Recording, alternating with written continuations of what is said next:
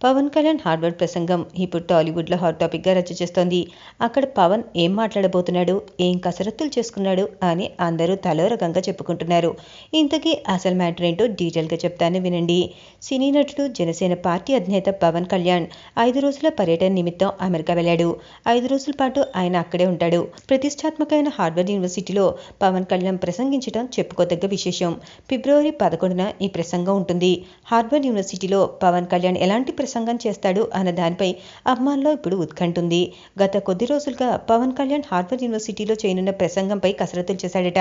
తనకు అత్యంత సన్నిహితుడైన డైరెక్టర్ త్రివిక్రమ్ శ్రీనివాస్తో సహా పలువురు నుంచి ప్రసంగానికి సంబంధించిన సలహాలు, సూచనలు తీసుకున్నాడు పవన్ కళ్యాణ్.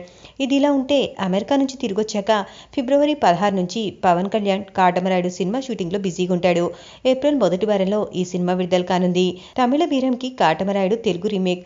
డాలీ డైరెక్షన్లో శరత్ మరార్ ఈ సినిమా నిర్మిస్తున్నాడు. శృతి హాసన్ హీరోయిన్గా నటిస్తోంది. మరి అక్కడేం మాట్లాడతాడో, ఇక్కడేం సినిమా చూపిస్తాడో తెలియాలంటే కొన్నాళ్ళాగితే సరిపోతుంది.